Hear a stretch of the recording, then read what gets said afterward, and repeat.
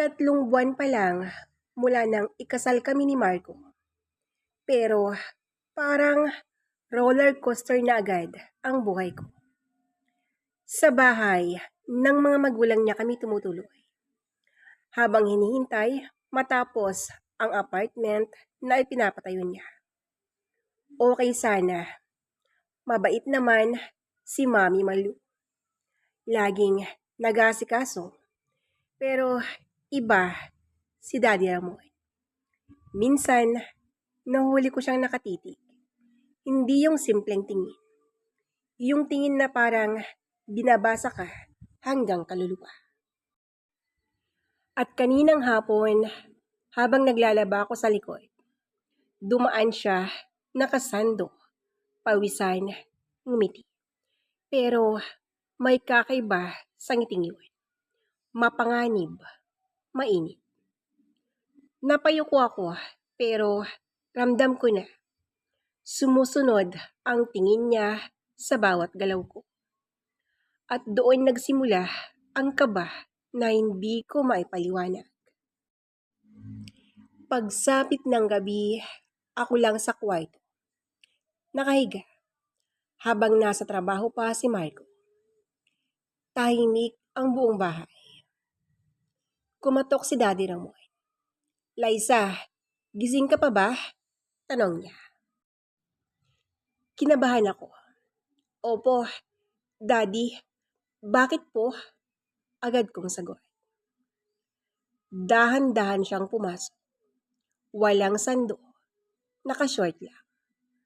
Kita ko ang katawan niyang batak sa jeep. Napakagat ako sa labi. Hindi dapat. Diyos ko, biyanan ko siya. May nahulog yata sa ilalim ng kama ko.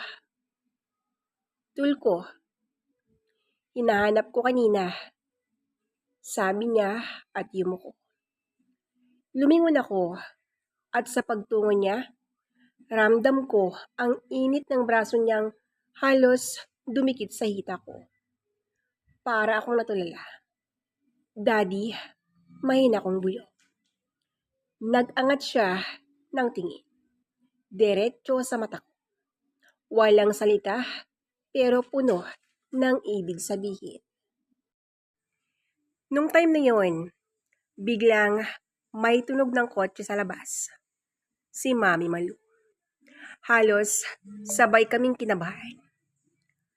Anong gagawin natin? Bulong ko. Mabilis siyang sumiksik sa ilalim ng kama. Hinilay niya ako. At bago ko pa namalayan, magkadikit na kaming pareho doon. Ang init, ang sikip. Ramdam ko ang tibok ng dibdib niya. Mabilis, parang ako rin. Pumasok si Mami sa kwarto. Liza, tulog ka na ba? Ang tanong niya. Halos hindi ako makahinga. Nakadikit ang palad ko sa dibdib ni Daddy Ramon. Habang sa taas ng kama, nag-iikot si Mami. Bawat yapak niya parang dagok sa puso ko. At sa dilim, sa ilalim ng kama, nagtagpo ang mga mata namin ni Daddy Ramon. Wala mang salita. Ramdam kong pareho naming alam. Magsisimula pa lang ang lahat. Habang gumagala si Mami sa kwarto, halos mawalan ako ng uliran. Ang daming iniwan ni Marco, uniform, sapatos, at narinig ko ang kaluskos ni Mami habang inaayos ito. Samantalang ako, naroon, nakalugmok sa ilalim ng kama, kasama si Daddy Ramon. Ang init ng balat niya sa tabi ko, at bawat hininga niya ay ramdam ko sa leeg ko. Parang sumisikip ang espasyo sa pagitan naming dalawa. At bago pa ako makaiwas, dumampi ang kamay niya sa kamay ko. Napasinghap ako. Pero agad niyang tinakpan ang bibig ko gamit ang palad niya. Shh! Bulong niya. Halos walang boses. Nanginginig ang tuhod ko. Halos bumigay ang dibdib ko sa kabog. At sa unang pagkakataon, ramdam kong may hatak na hindi ko na kayang itanggi pa. Kinabukasan, iniwasan ko si Daddy. Pero paano ko nga ba siya maiwasan? Kung isang bubong lang ang tinitirhan namin. Habang naghahanda ako ng hapunan, bigla siyang lumapit sa likod ko. Nasa kusina ako, naggagayat ng sibuyas. Ramdam ko ang init ng hininga niya sa batok ko. Salamat kagabi, bulong niya. Parang may ibig sabihin. Wala po yun, Daddy. Hindi naman natin ginusto. Nanginginig kong sagot. Tumawa siya ng mahina. Hindi ko ginusto? O baka hindi mo lang aminin na gusto mo rin? Hindi ako halos makapagsalita. Lumingon ako, pero halos magdikit ang mukha namin. Sandali lang, pero parang may apoy na gumit na sa amin. At sa mismong oras na iyon, dumating si Marco. Dala ang ulam na binili niya. Halos lumipad ako palayo kay Daddy. Kunyaring abala sa pagluluto. Si Daddy naman nakangiti lang. Parang walang nangyari. Pero ramdam kong nakatingin pa rin siya sa akin. Lumipas ang mga araw at lalong dumadami ang pagkakataong muntik na kaming mahuli. Isang gabi, bumagyo, nawalan ng kuryente. Tulog si Marco at si Mami, pero ako'y gising pa rin. Hindi makatulog dahil sa lakas ng ulan. Narinig ko ang yabag sa pasilyo. Pagbukas ko ng pinto, si Daddy Ramon. Natakot ka ba? Tanong niya. Dala ang flashlight. Umiling ako, pero sa totoo lang, nanginginig ako. Hindi dahil sa bagyo, kundi dahil sa presensya niya. Lumapit siya. Inilapit ang flashlight sa mukha ko. At sa gitna ng dilim, nagtagpo ulit ang mga mata namin. Liza, bulong niya.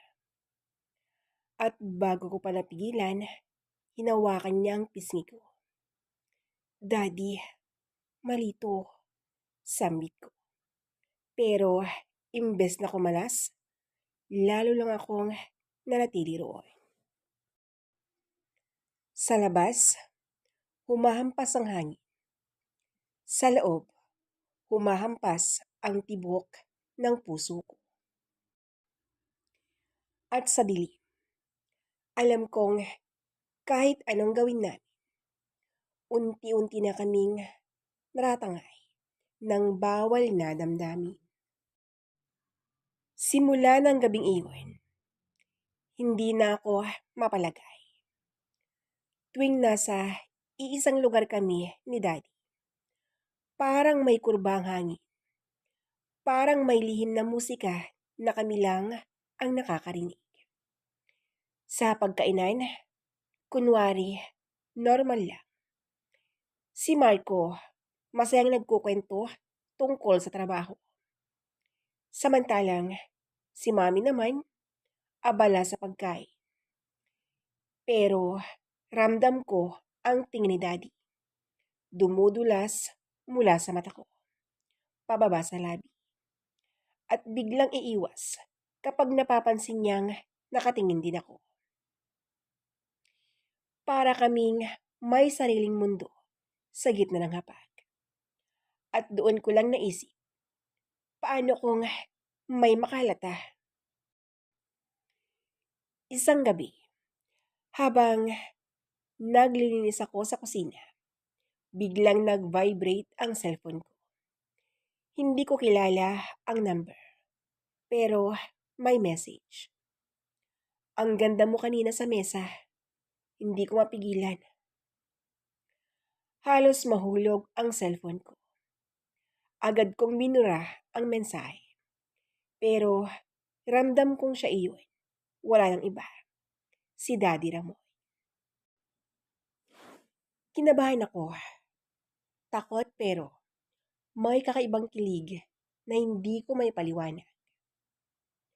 Nag-reply ako kahit nanginginig ang daliri ko. Daddy, tama na po. Parang awa mo na. Baka mamaya, mabuking tayo, ang sabi ko. Mabilis ang sagot. Mas delikado, mas nakakapanabik. Kinabukasan, habang nasa trabaho si Marco at si Mami ay nasa palengke. Naiwan kaming dalawa ni Daddy sa bahay. Nanonood ako ng TV sa sala. Pero pakiramdam ko, sinusundan niya ang bawat galaw ko. Hanggang sa bigla siyang umupo sa tabi ko. Hindi ka ba nailang sa akin? Tanong niya. Diretsyong nakatitig. Hindi ako makasagot. Lalo na nang bigla niyang hawakan ang kamay ko. Daddy, huwag, bulong ko.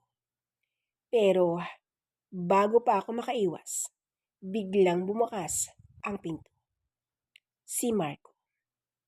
Agad kong binawi ang kamay ko at kunwaring nag-ayos ng remote. Si Daddy naman nakangiti. Parang walang nangyari. Uy, buti dumating ka na, sabi ni Daddy kay Marco. Walang lihi. Ako naman halos himatayin sa sobrang kaba. Pagsapit ng gabi, hindi ako makatulog. Bumaba ako para uminom ng tubig. At doon ko siya naabutan. Si Daddy, nakaupo sa sofa, nakatulala. Liza, sabi niya nang makita ko. Bakit gising ka pa? Tanong niya. Umiwas ako pero naramdaman kong lumapit siya. Hindi ko na kaya. Kailangan kong sabihin to. Gusto kita. Hindi ko alam kung paano nangyari. Pero hindi ko na kayang itago. Natigilan ako. Parang gumuho ang lahat ng prinsipyo ko. Daddy, Marito, asawa ko, ang anak mo. Baka nakakalimutan mo na yan. Nanginginig kong sabi. Pero ang mga mata niya, punong-puno ng apoy. Puno ng pagnanasa. At damdamin na hindi na niya kayang itago.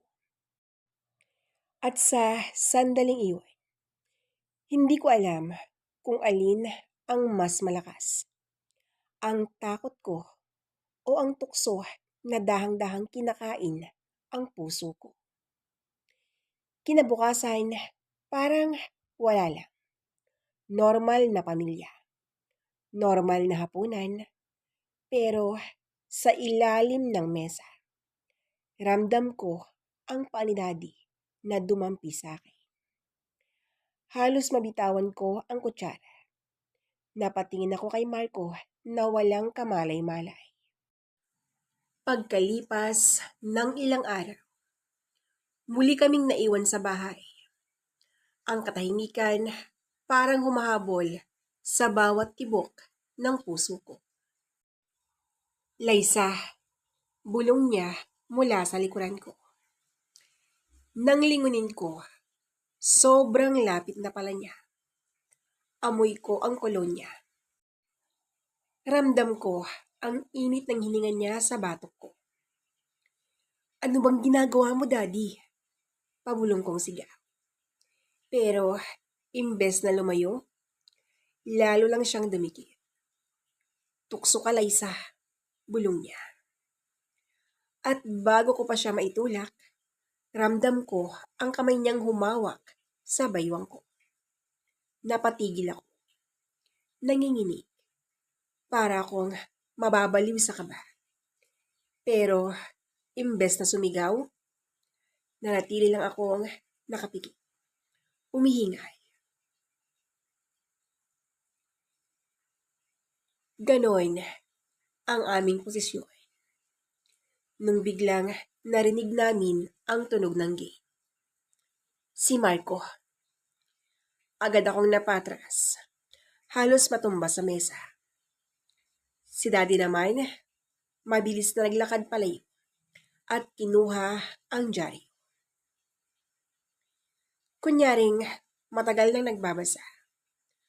Pagpasok ni Marco, nakita niya akong pawisay. Han, okay ka lang? Tanong niya. Oo, nagluto kasi ako. Mainit sa kusina. Palusot ko. Pero sa gilid ng mata ko, nakita ko si Daddy Ramoy. Nakangiti. Yung ngiti na parang nagsasabing hindi pa tayo tapos.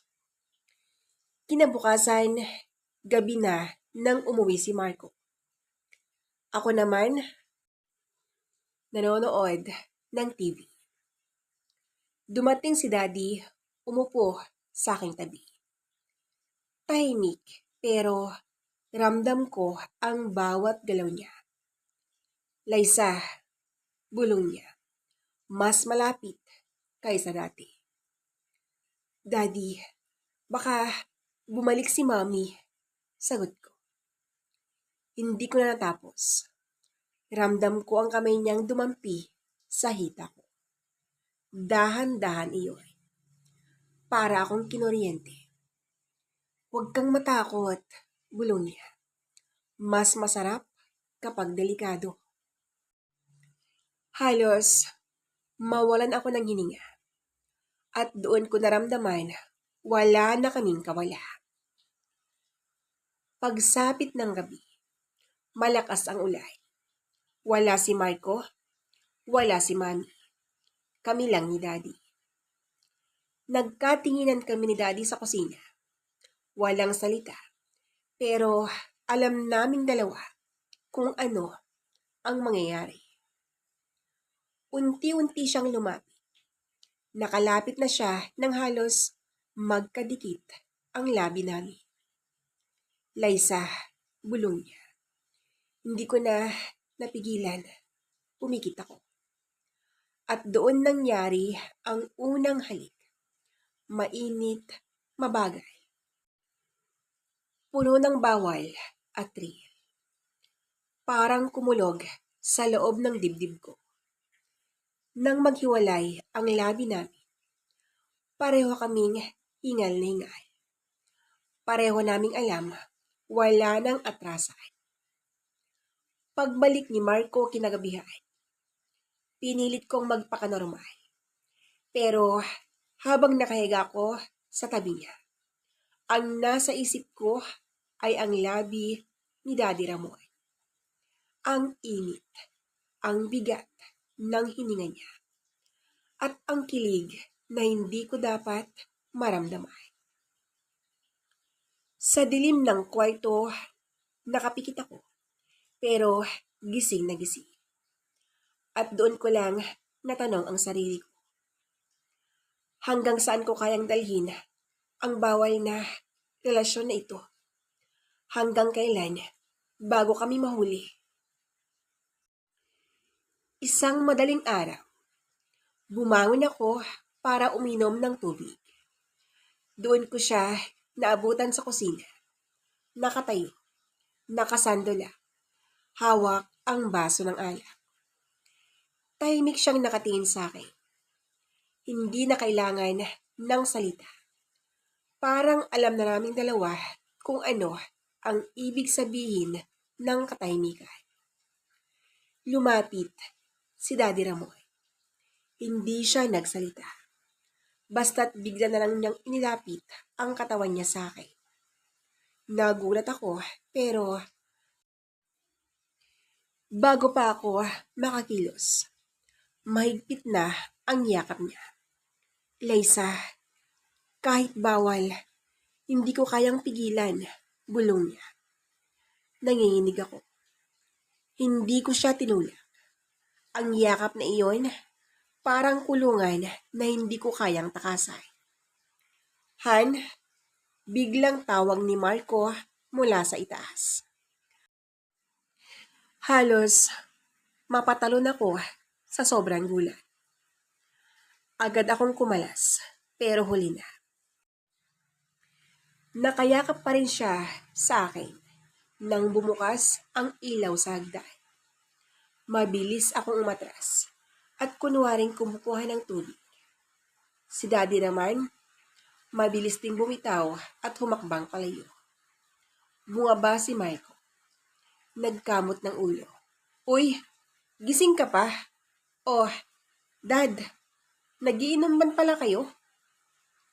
Ngumiti lang si Daddy. Parang walang nangyari. Ako naman, halos malaglag ang baso sa kamay ko sa kaba. Kinabukasan, pumunta kami sa simbahan bilang pamilya. Doon ko lang napansin kung gaano kahusay magpanggap si Daddy. Maayos siyang nakangiti. Nagdarasal, tila walang tinatago. Pero sa tuwing magtatama ang mata namin, may mensaheng dumadaan na kami lang ang nakakaunawa. Lihim, mapangani.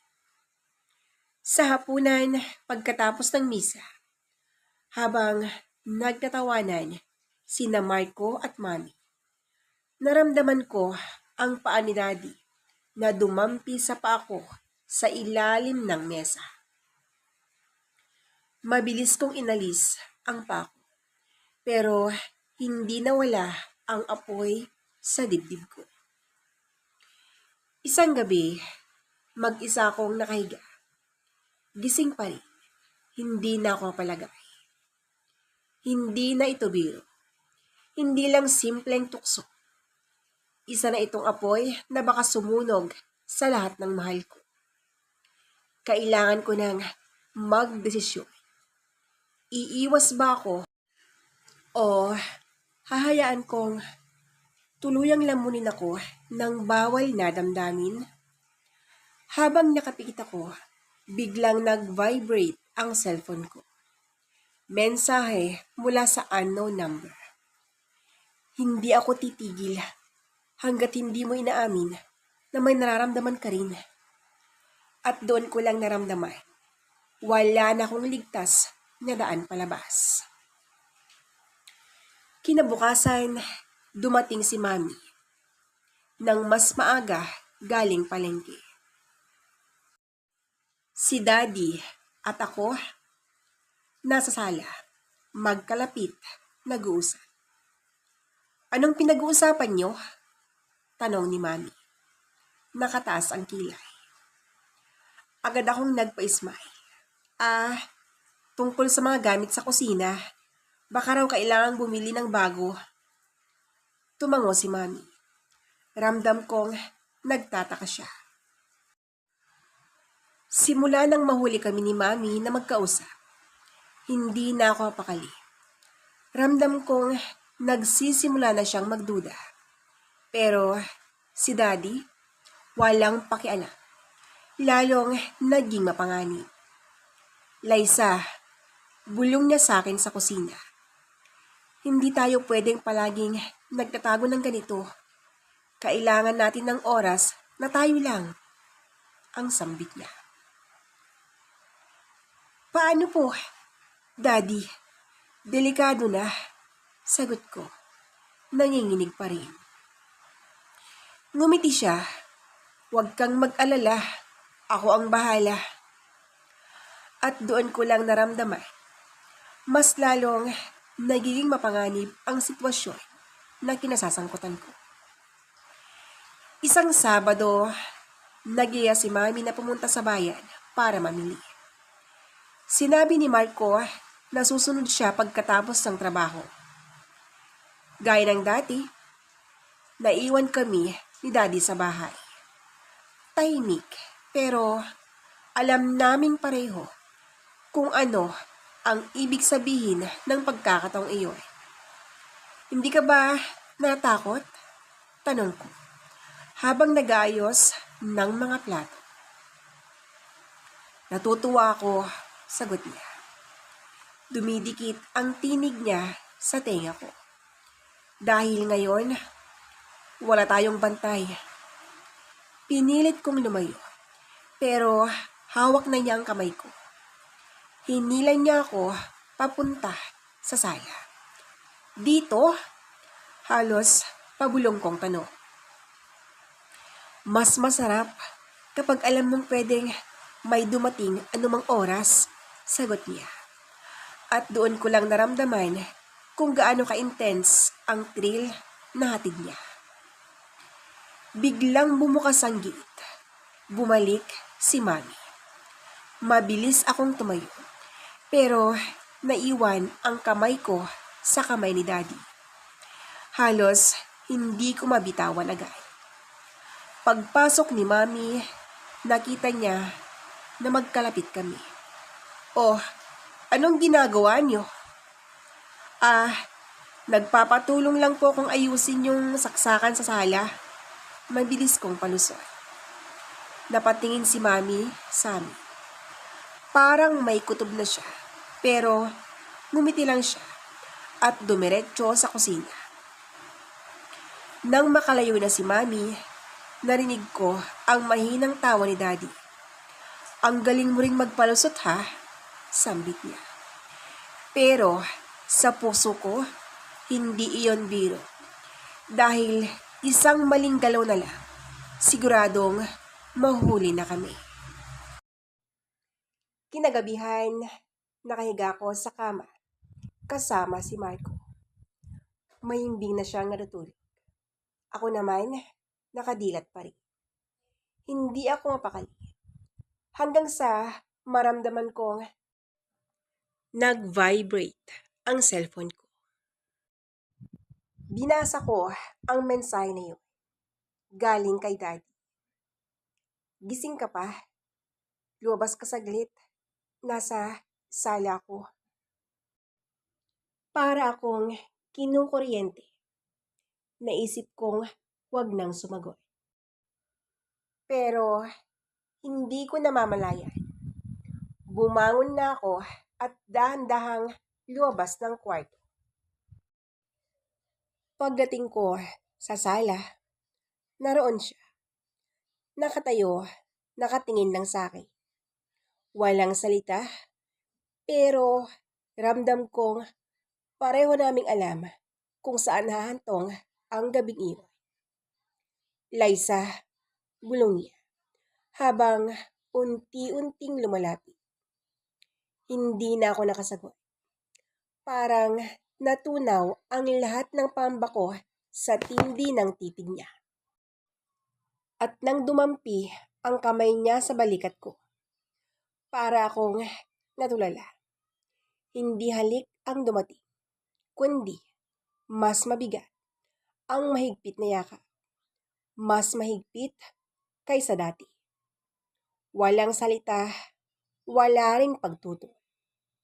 Sa yakap na iyon, alam kong tinatakan na namin ang lihim na matagal naming tinatakasan. At sa likod ng isip ko, isang tanong lang ang bumabalik-balik. Hanggang kailan namin kayang itago ito? Hanggang kailan bago tuluyang sumabog ang lahat?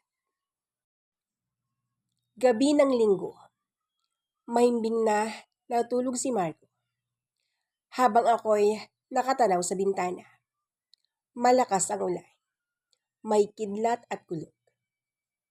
Bigla kong napansin si Daddy Ramon nakatayo sa bakuran. Nakasilong sa bubong.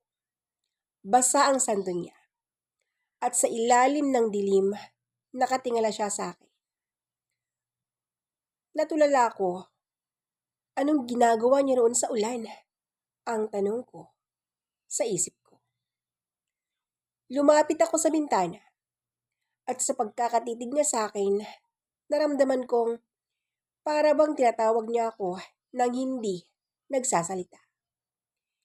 Isang simpleng titig pero nag-iwan ng apoy sa dibdib ko.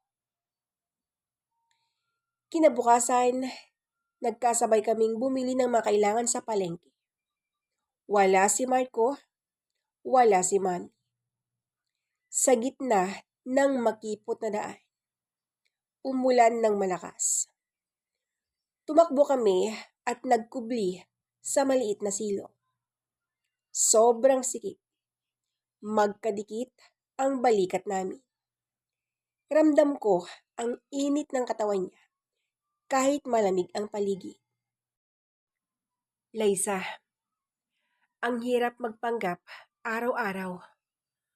Para tayong dalawang tao sa kulungan, bulong niya. Napakagat ako sa labi. Pilit na iniiwas ang mata. Daddy, hindi tayo pwede, sagot ko. Pero nararamdaman mo rin, di ba? Sabi niya. Halos didikit na ang labi niya sa tenga ko. Sa sandaling iyon, halos mabingi ako sa tunog ng ulan at sa lakas ng tibok ng puso ko. Isang gabi, nagising ako sa kaluskos. May anino sa pinto ng kwarto.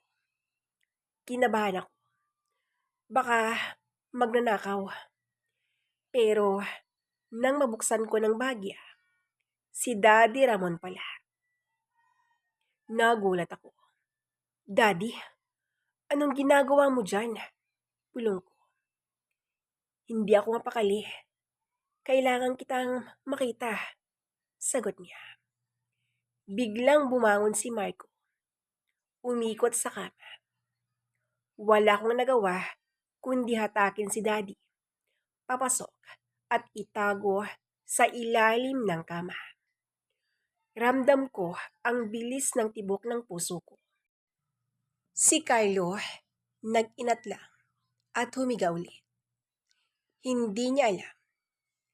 Ilang pulgada lang mula sa kanya, nakahiga ang sariling ama. At ako'y halos mawalan ng hininga sa kaba. At sa ilalim ng kama, mahigpit na nakahawak si Daddy sa kamay ko. Hindi na ako palagay. Araw-araw na lang ay parang may nakabitin na palaso sa ulo ko. Isang maling galaw lang, isang maling tingin, at siguradong sasabog ang lahat ng lihim na tinatago namin ni Daddy. At dumating ang araw na iyon. Isang gabi, akala ko wala si Mami at si Marco. Nasa sala kami ni Daddy, magkalapit, nag-uusap ng mahina. Hawak niya ang kamay ko at ako na may hindi makaiwas. Biglang bumukas ang pinto. Si Marco kasama si Mami. Agad akong napatayo. Agad kong binitawan ang kamay ni Daddy. Pero uli na. Kita sa mga mata ni Marco ang pagkagulat. Kita sa mukha ni Mami ang pagdududa na matagal na palang iniipon. Liza, ano to? Malamig na tanong ni Marco. Halos hindi ako makahinga. Hindi ko masabi ang totoo. Pero hindi ko rin magawang magsinungaling. Ako ang unang nagsalita. Marco, patawarin mo ko. Hindi ko ito ginusto. Natukso lang ako. Pero mali. Mali lahat ng ito. Nagngalit ang panga ni Marco.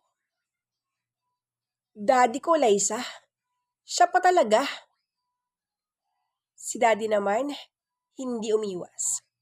Marco, ako ang may kasalanan. Ako ang nang-akit. Huwag mong sisihin si Liza. Naging mas mabigat ang hangin. Ang sala na dati puno ng tawanan, ngayon ay parang kulungan ng mga lihim at kasalanan. Lumapit si Mami, nanginginig ang tinig. Ramon, anak, paano niyo nagawa to? Lumuha ako. Hindi ko na alam kung paano haharapin ang lahat. Ang puso ko'y nahati sa pag-ibig ko kay Marco, sa tukso ng bawal na damdamin, at sa bigat ng konsensya. Sa huli, ako ang pumili. Marco, uuwi muna ako sa amin. Kailangan kong lumayo. Hindi ko kayang sirain ang pamilya niyo.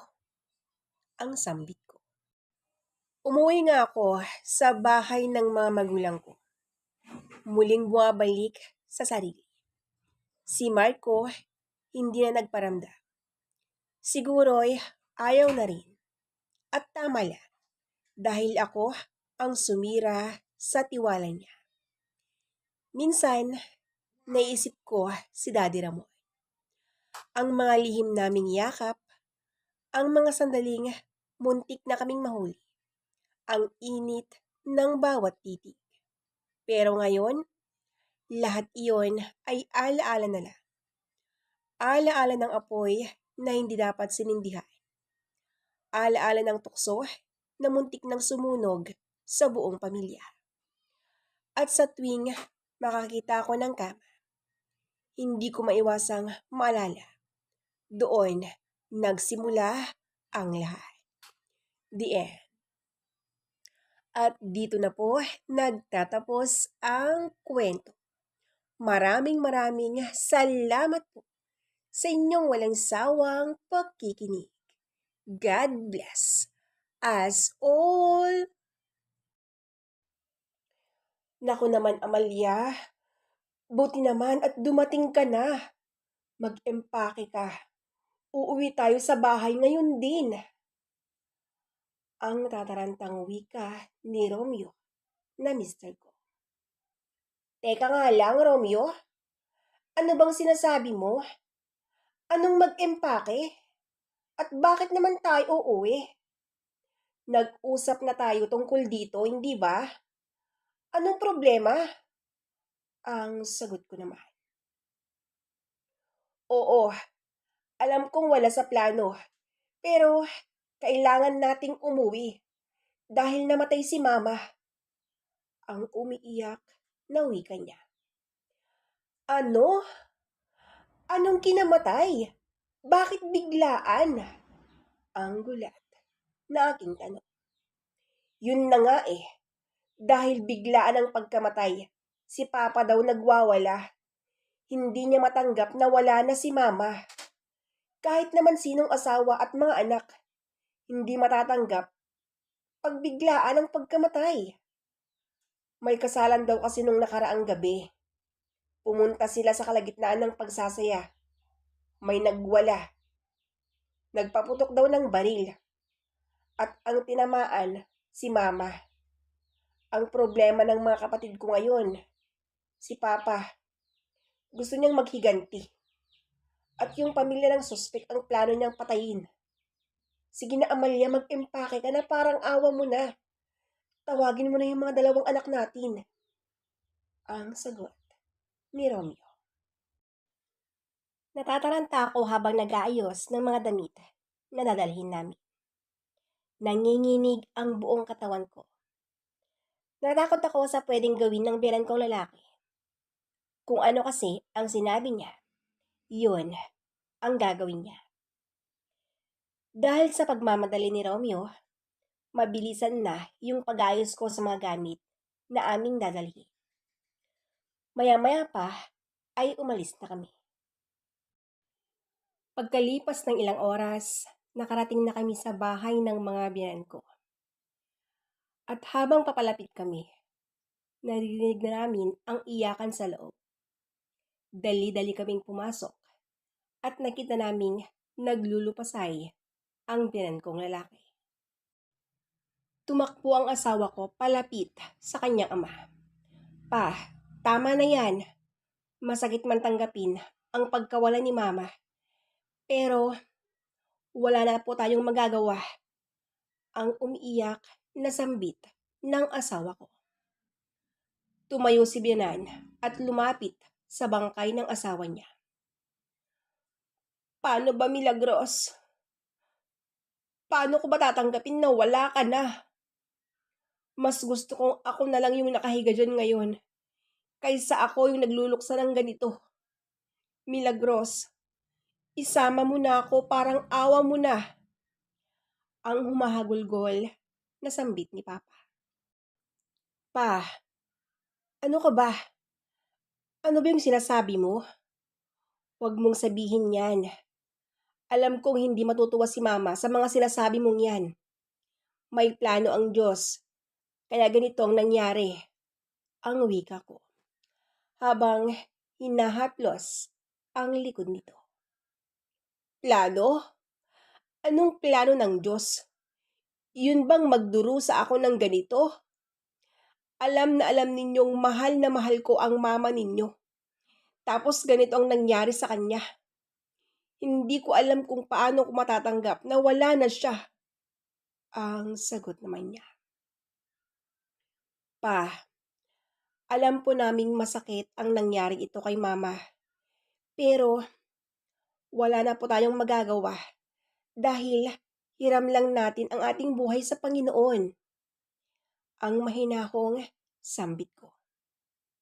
Alam mo, kahit anong sabihin mo, hindi ko kayang tanggapin. Hindi! Ang sigaw nito. Ramdam namin ang sobrang kalungkutan ng binan ko. Kaya nagpasya kaming dun muna tumira sa poder niya. Hindi kami umalis sa tabi ng ama ng asawa ko. Hanggang sa mailibing namin ang binan kong babae. Sa paglipas ng mga araw, napapansin naming unti-unting nag-iiba ang ugali ni Papa. Dati-rati kasi, nagkukulong lang siya sa kwarto. Pero, nung hindi nagtagal, lumabas na siya at halos hindi na umuwi ng bahay. At hindi lang yan. Natuto na rin itong makipagbarkada at sumubok sa mga bisyong kakaiba. Gaya na lang ng inom, sugay, babae, at marami pang iba. Pa, anong nangyayari sa inyo? Tingnan nyo nga kung anong oras na. Kahapon pa kayo umalis Tapos, umuwi nga kayo. Pero pa, hating gabi na Hindi mo lang ba iniisip na nandito kami? Nag-aalala kami sa inyo.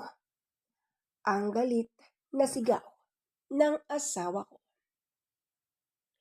Romeo, hayaan mo muna si Papa. Nakikita mo na nga lang na nakainom siya. Ganyan ka pa magsalita. Papa, sige na po. Matulog na muna kayo. Mag-uusap na lang kayo ni Romeo paggising nyo. Ang wika ko.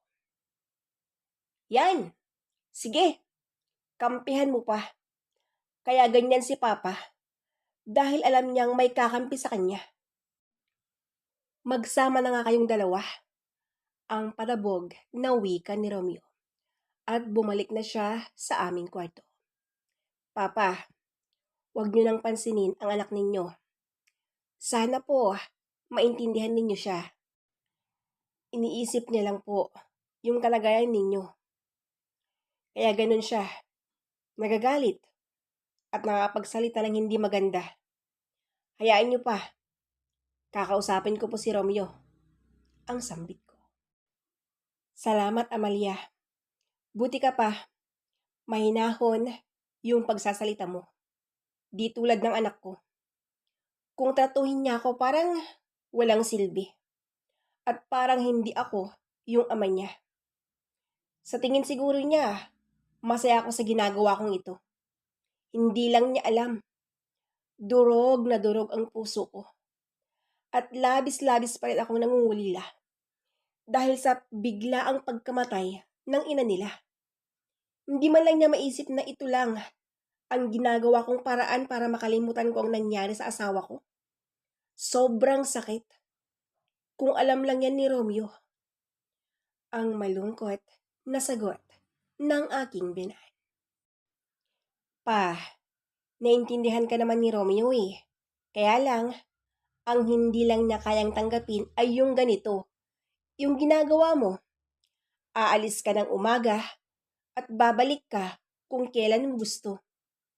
Sa tingin mo ba, naintindihan pa ang anak mo kung ganito ang ginagawa mo? Kahit sinong anak pa, magagalit. Kaya, sana naman po, makinig naman kayo, ang sabi ko. Amalia, may magagawa ba ako kung dito ako masaya? Alam mo, mula nung sumama na akong makipag-gimmick, unti-unti ko nang nakakalimutan ang nangyari sa asawa ko. Lalo na nung nagkaroon ako ng babae. Sila yung pumapawi sa lungkot ko. Ako sana ang makiusap sa'yo. Kausapin mo naman yung asawa mo. Ipaunawa mo sa kanya ang ginagawa kong ito. Hindi ko kasi maintindihan kung bakit hindi man lang niya ako naintindihan. E di sana, wala nang problema ngayon, ang sagot nito. Ano ho? Pa, pasensya na. Pero ayaw kong makialam sa inyo.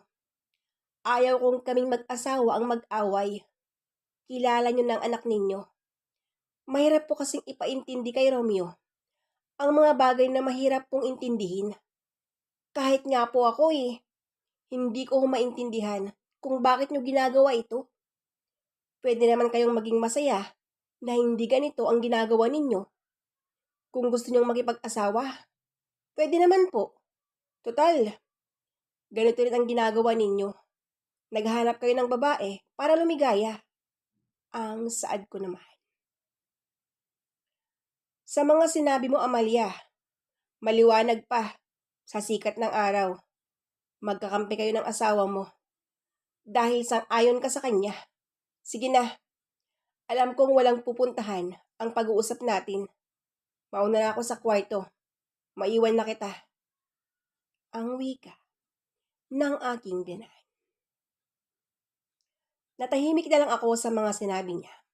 Dahil, totoo lahat. Gusto ko rin sanang intindihin si Benan. Kaya lang, mahirap talagang kausapin ang taong kagaya niya. Kasi, pakiramdam niya, nag-iisa na lang siya at hindi na niya iniisip yung mga anak niya. Pagkatapos naming mag-usap, pumasok na siya sa kanyang kwarto. Habang nag-iisip ako, lumabas ang mister ko. Oh, Amalia, anong ginagawa mo dito? Wala ka bang planong matulog? Nakalimutan mo yata. Maaga akong aalis bukas. Asikasuhin ko na yung mga papeles ko. Halika na. Magluluto ka pa ng maaga. Para makakain muna ako bago pumasok. Ang wika ni Romeo. Oo na, sige. Ang sagot ko. Pumasok na nga ako sa kwarto at natulog na. Kinaumagahan, nagising ako sa kalabog sala. Dali-dali akong bumangon. At laking gulat ko nung nakita ko ang binan ko at may kasama siyang babae. O Amalia, buti naman at gising ka na. Kakaalis lang ni Romeo. Pinipilit ko nga siyang kumain muna pero tumanggi naman. Saan ba siya pupunta?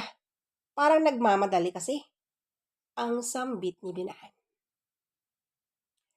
Nagising ho ako dahil sa kalabog po na narinig ko. May kasama pala kayo. Ang wika ko. Ay, ganun ba? Pasensya ka na, Amalia. Nagayos lang kasi kami dito. May bisita kasing parating Si Tinay pala. Siya yung GF ko dito muna siya. Honey, si Amalia, ang manugang ko. Ang masayang sabi ni Papa. Ganun po ba? Sige ho. Maiwan ko muna kayo dito. Ang saad ko naman. Teka lang, Amalia.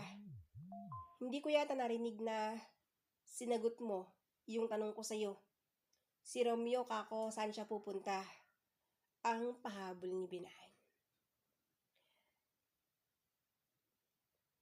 Si Romeo ho ba? Maaga siyang umalis dahil gusto po niyang mga ibang bansa. Kinakapos na kasi kami sa financial. Kaya yun po, naisipan niyang mga ibang bansa ang saad ko. Ganun ba? Nag-usap na ba kayong mabuti tungkol dyan? Hindi madali ang plano niyo ha. Asawa at mga anak ang mawalay sa kanya. Nakakasiguro ba siyang hindi niya kayang ipagpalit ang pamilya niya? Amalia, kausapin mo mabuti ang asawa mo. Baka magsisi kayo sa huli. Ang seryosong sabi niya. Pa, kilala ko ang anak ninyo. Iramdam ko pong mahal niya kaming mag-iina. Kaya malayong mangyari po yung sinasabi mo. Dahil ang plano niya, mag-ipon daw muna siya para sa mga bata at para na rin po sa bahay na ipapatayo niya. Lumalaki na kasi yung mga bata. Kaya ngayon pa lang, mag-iipon na kami para sa kinabukasan nila.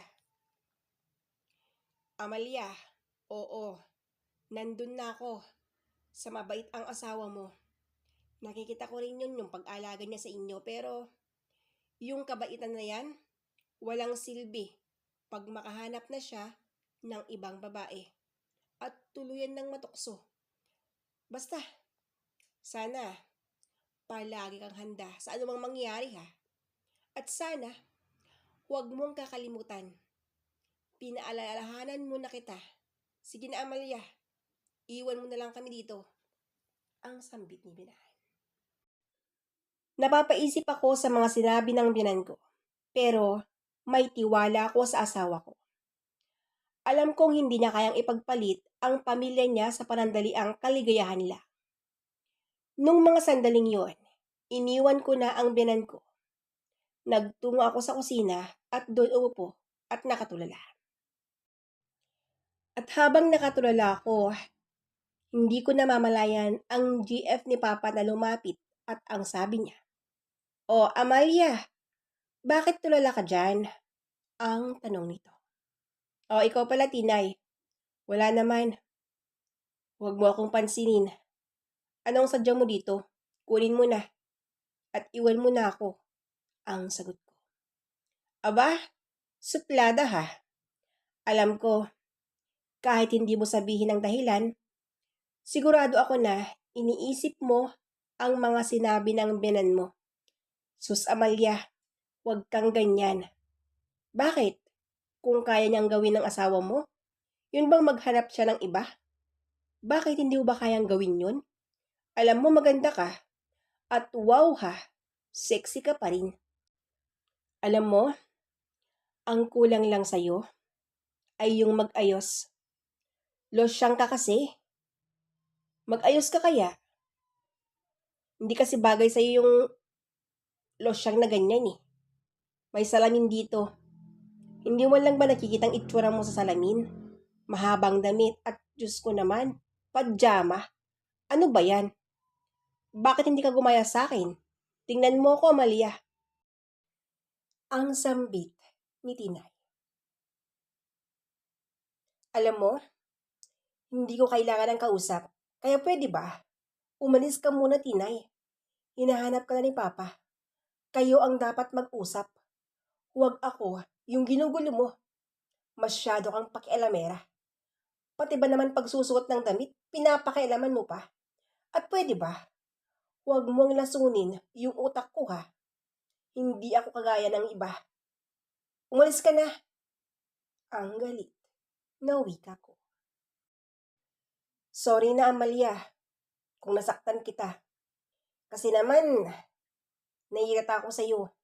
Maganda ka at sexy.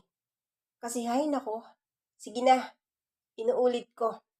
Pasensya na. Ang mahinahong turan niya. Pasensyahan mo yung mukha mo. Ang dami mong sinasabi. Sige na, umalis ka na. Nung time na yon, umalis na nga si Tinay. At ako naman, pumasok na sa kwarto. Nainis ako sa mga sinabi niya. Palakad-lakad ako hanggang nakita ko ang sarili ko sa salamin. Pinagmasdan ko ang itsura ko. Tama nga ang sinabi ni Tina. Napakalosyang ko na. Inalis ko ang damit ko at kinuha ko yung mga maiksi kong damit at short. Sinuot ko ito. Napangiti ako habang pinagmamasdan ang sarili ko. Tila ba naisip ko ang sinabi ni Tina. Kung sa bagay, kung magloloko ang asawa ko, hindi ako malulugi. Nilabas ko ang mga maiksing damit at yung mahabang damit ko. Tinago ko na. Alam kong magugulat si Romeo pag makita niya ako. At baka sakaling magbago pa ang isip niya.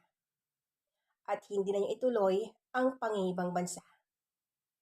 Nung araw na yon, nag-ayos ako ng husto para sa asawa ko. Kaya lang, yung inaasahan kong mangyari, kabaliktaran yun. Dahil nagtataka ang asawa ko kung bakit ganon ang ayos ko. Amalia, anong nakain mo? Bakit ganyan ang suot mo? Ang gulat na tanong nito. Ha? Anong mali sa pananamit ko? Hindi mo ba nagustuhan? Ang sagot ko naman. Paano ko ba magugustuhan yung ganyan? Ano ba yan? Ito ba ang paraan mo para hindi na ako umalis? Naku naman, Amalia. Kahit anong gawin mo, hindi na magbabago pa ang isip ko.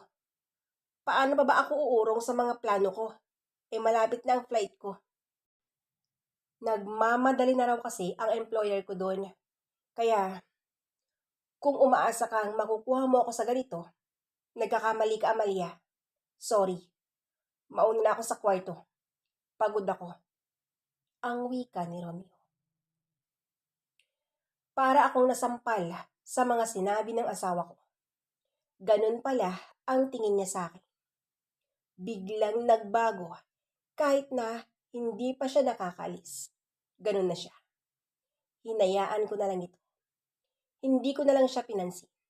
Parang nawala na yung amor ko sa kanya. Tinuloy ko ang pagsusuot ko ng mga damit. Nasiyahan si Tina. Dahil para daw akong isang dalaga. Noon, hindi kami magkasundo ni Tina.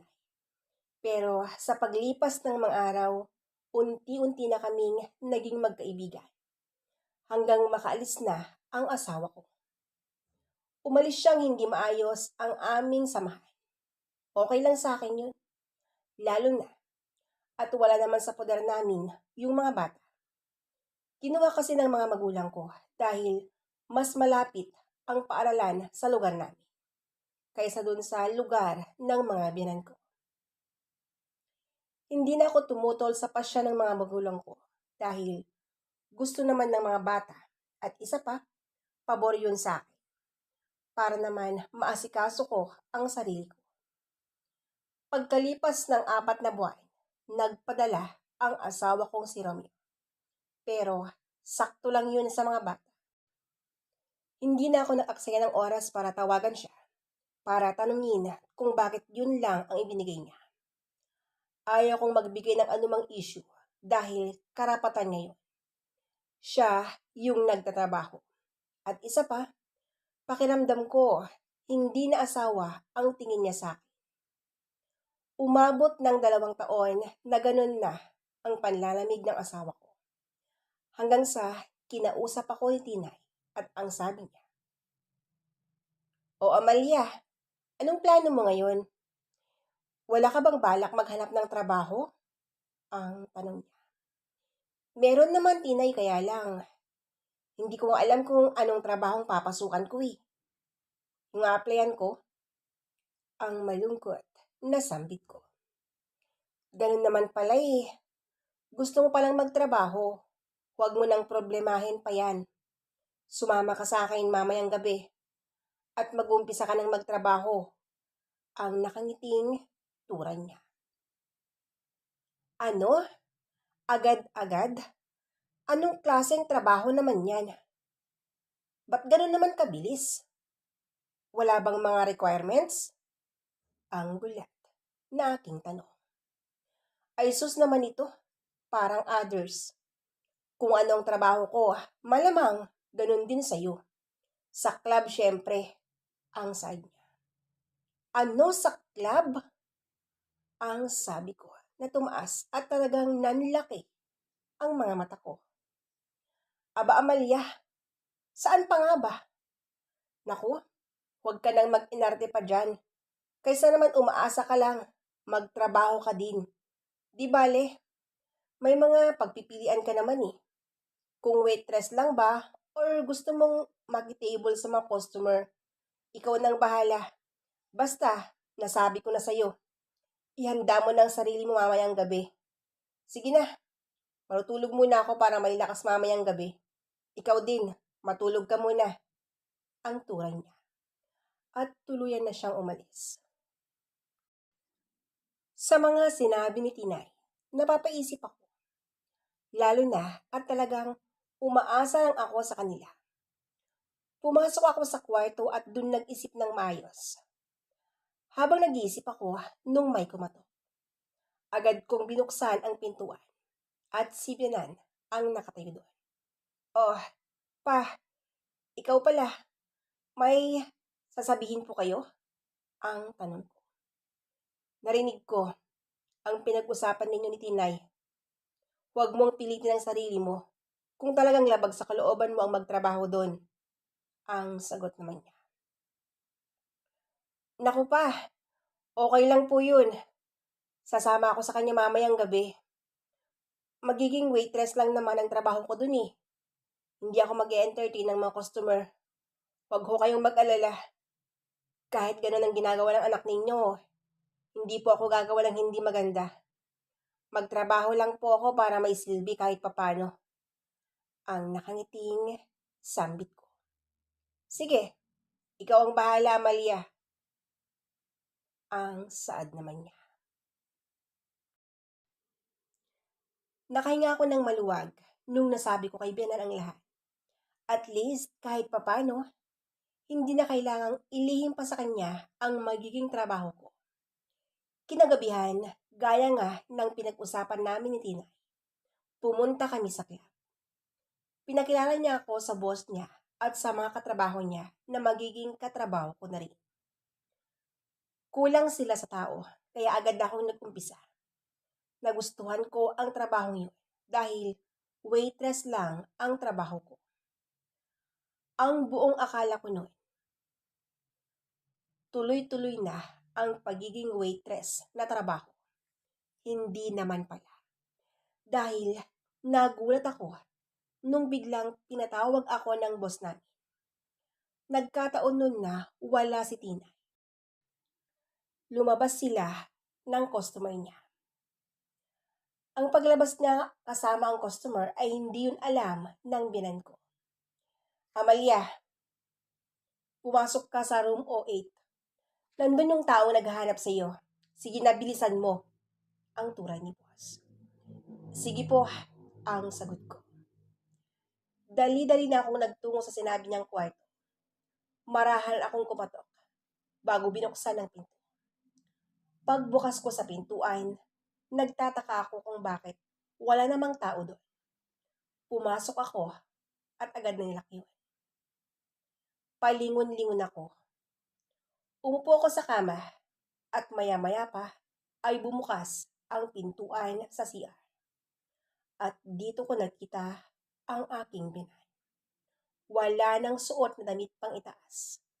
Tanging tuwalya lang ang takip sa kanyang pang-ibaba. Anong ginagawa mo dito? Ang tanong ko sa kanya. Hindi niya sinagot ang tanong kong yun. Lumapit siya sa akin at agad na siniil ng nag-aalab na halik. Pate, kaano to? Akmang itutulak ko siya pero mabilis ang mga kamay niya. Hinawakan niya ang bewang ko at kinabig niya palapit sa kanya. Habang ginagawa niya yun, sobrang likot na rin ang isang kamay niya. Kung saan-saan na ito nakakarating. Kung saan-saan na ito lumulusot. At kung ano-ano na ang pinipisil niya. Dahil sa ginagawa ng binan ko, Hindi ko namamalayan na sinasabayan ko na rin siya. Oo, tama ang narinig ninyo. Nung time na yon, may namagitan sa aming dalawa ng aking biyanan. Pagkatapos noon, sinubukan kong pakalmahin ang sarili ko at kinausap ko siya ng masinsinan. Pa, bakit nagkaganon?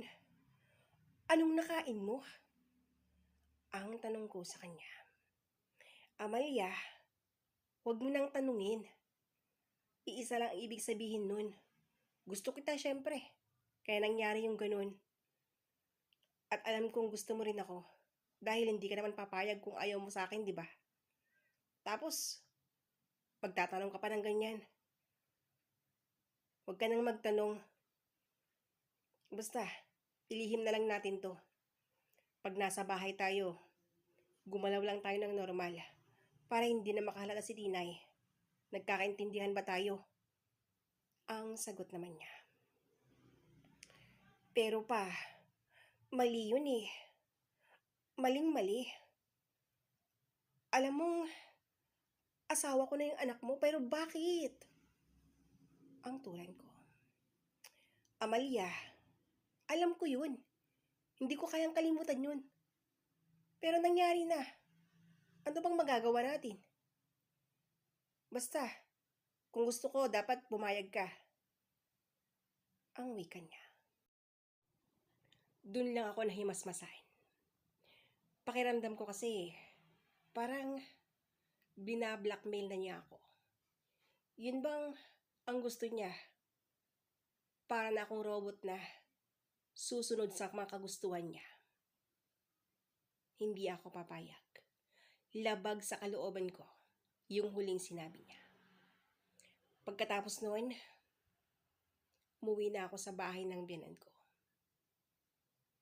Lumipas pa ang ilang taon na nagpaalipin ako sa biyanan ko. Kasi nga hawak niya ako eh. Palagi niya akong pinagbabantaan. Kung hindi ko ibigay ang gusto niya, magsusumbong daw siya sa asawa ko. Nung hindi ako nakatiis sa mga ginagawa niya sa akin,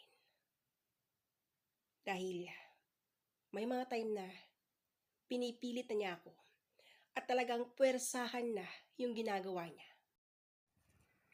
Nagpasya akong umalis na sa impyernong bahay na yun. Wala nang dahilan para manatili pa ako sa bahay na yun. Para ano pa?